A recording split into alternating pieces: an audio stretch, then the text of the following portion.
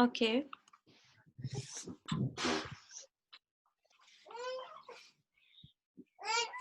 Main class के अंदर अभी तक कुछ भी इम्प्लीमेंट हमने नहीं किया, ठीक है। तो जो बॉक्स क्लास है यहाँ पर पेरेंट क्लास है।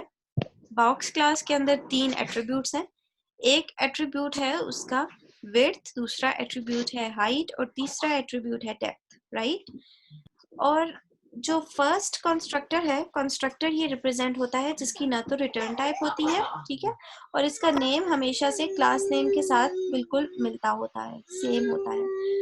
अब इसके अंदर ऑब्जेक्ट एज एन आर्गुमेंट पास हुआ है, तो आपने किया ये कि ऑब्जेक्ट जब पास होता है तो एक्चुअली वो क्लोन बना देता है, यानी कॉपी बना देता है। ये तो पुरानी चीजें हैं।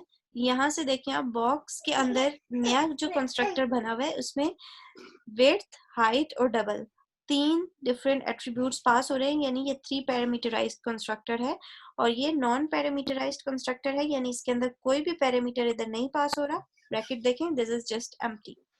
लास्ट के अंदर सिर्फ 1 पैरामीटर पास हो रहा है, और ये तब होगा जब कंस्ट्रक्टर की जब बॉक्स की विड्थ, हाइट और डेप्थ तीनों की वैल्यू सेम होंगी। और इन शॉर्ट आप देख सकते हैं कि क्यूब में हमेशा जो है वो तीनों वैल्यू सेम होती हैं, विड्थ की और हाइट की और लेंथ की और डेप्थ की, सॉरी। तो ये जो है ये क्यूब जनरेट करने के लिए यूज होगा। फिर एक सिंपल सा फंक्शन है इस क्लास में जिसका नाम है वॉल्यूम, और जिसकी रिटर्न टाइप है डबल, राइट। इसमें विड्थ, हाइट और डेप्थ आपस में मल्टीप्लाई हो रहे हैं। एक और सब क्लास ऑब्जेक्ट है यहाँ पर, that is box weight. Box weight के अंदर चूंकि आप बॉक्स के सारे जो एट्रीब्यूट्स हैं उनको एक्सेस कर सकते हो, जिनमें एक एट्रीब्यूट है विड्थ, दूसरा है हाइट और तीसरा डेप्थ। ये तीनों तो पुराने हैं जो कि पेरेंट क्लास से चाइल्ड क्लास में ऑटोमेटिकली एक्सेसिबल होंगे। सिर्फ एक न्यू है, दैट इज दिस वन, जो कि वेट को रिप्रेजेंट कर रहा है, जिसको एम से रिप्रेजेंट किया गया है, राइट। इस वक्त का ये 2 सिंपल सी क्लासेस थी, एक ये क्लास है ये। अब मैं यहाँ पर कर क्या रही हूँ कि मैं पेरेंट क्लास के का एक ऑब्जेक्ट बनाऊंगी, ठीक है, और उसी तरह से चाइल्ड क्लास का भी एक ऑब्जेक्ट बनाऊंगी। चाइल्ड क्लास का मैं जो ऑब्जेक्ट बनाऊंगी उसमें आप देख लें कि मुझे कितनी वैल्यूज पास करनी पड़ेंगी। कंस्ट्रक्टर के हिसाब से हम वैल्यूज पास करते हैं, या तो मैं उसके कंस्ट्रक्टर को कोई भी वैल्यू ना पास करूं, क्योंकि आपको पता है बाय डिफॉल्ट एक कंस्ट्रक्टर होता है जिसमें आप अगर ना भी बनाओ तो भी वो कंस्ट्रक्टर कंसिडर किया जाता है, और वो हमेशा नॉन पैरामीटराइज्ड होता है। बाय डिफॉल्ट हर क्लास के अंदर एक कंस्ट्रक्टर होता है। और जो दूसरा कंस्ट्रक्टर है वो जिसके अंदर 4 आर्गुमेंट्स है, एक है विड्थ, दूसरा है हाइट, फिर डेप्थ और फिर है वेट। इन चारों की वैल्यूज जो है वो मैं पास करूंगी जब मैं बॉक्स वेट का ऑब्जेक्ट बनाऊंगी। तो मेन क्लास में जाते हैं, यहाँ पर बॉक्स वेट का ऑब्जेक्ट मैं बनाती हूँ बॉक्स वेट, राइट। ये थर्ड वाला है बॉक्स वेट बी डब्ल्यू, में इसके ऑब्जेक्ट का नाम दे रही हूँ, equals to new box weight. तो चूंकि इसका कंस्ट्रक्टर आपको याद हो वहां पर क्या था, कंस्ट्रक्टर ऐसे भी मैं बना सकती हूँ क्योंकि ये बाय डिफॉल्ट कंस्ट्रक्टर कंसिडर होगा कि वो जो हर क्लास में होता है। लेकिन यहाँ पर अगर आप देखें तो इसके अंदर 4 वैल्यूज थी, मैं पास करती हूँ 5, 10, 15, 20, राइट। सॉरी ये मैं कहाँ टाइप कर दिया, x, और वो यहाँ पर आ जाएंगे वैल्यूज, ठीक। ये मैंने एक ऑब्जेक्ट बना दिया है बॉक्स वेट का। अब अगर मैं यहीं पर पेरेंट क्लास का भी कोई ऑब्जेक्ट बनाऊं, पेरेंट क्लास का ऑब्जेक्ट कैसे बनेगा, बॉक्स B1, राइट। ये सिर्फ मैंने उसका ऑब्जेक्ट बनाया है या रेफरेंस वेरिएबल स्टोर करवाया है, इसको मैंने इनिशियलाइज नहीं किया, इसको मैंने इनिशियलाइज इधर नहीं किया, ठीक है। इसको जब मैं इनिशियलाइज करना चाहूँ तो मैं कैसे करूंगी, अगर नेक्स्ट लाइन में मैं करना चाहूँ तो उसके भी तरीका है, और इसी लाइन में तो आपको पता है क्या तरीका है। B1 बॉक्स B1 डिक्लेयर हो गया इक्वल्स टू न्यू बॉक्स। ये इससे पहले हमने नहीं किया, ये तरीका भी होता है कंस्ट्रक्टर को और ऑब्जेक्ट को इनिशियलाइज करने का। यानी फर्स्ट लाइन में आप सिर्फ उसका नेम लिख देते हो उसकी टाइप के साथ, क्लास टाइप और नेम, और नेक्स्ट लाइन में आप उसको इनिशियलाइज करते हो। ये दोनों मेथड्स यूज हो सकते हैं, right. Box B1 equals to new box.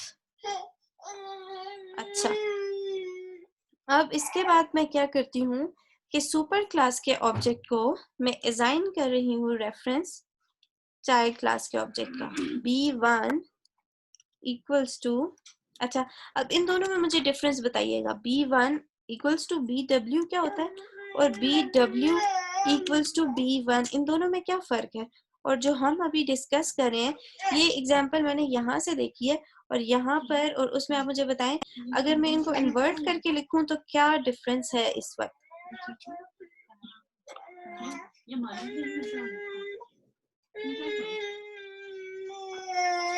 इस वक्त क्या डिफरेंस है इन दोनों के दरमियान?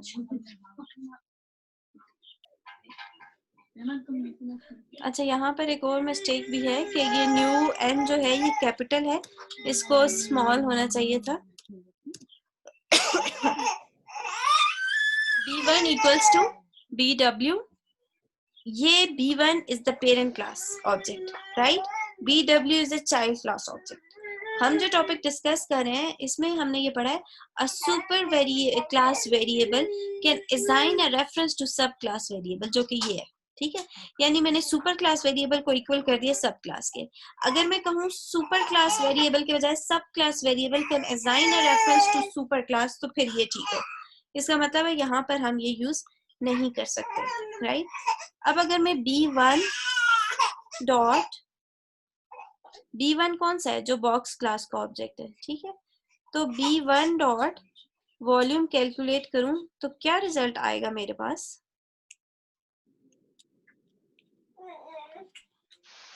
ठीक है, ये स्टोर हो जाएगा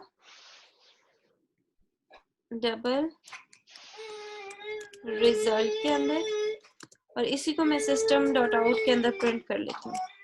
system dot out dot print LN, इसके अंदर मैं R प्रिंट करती हूँ, ठीक है।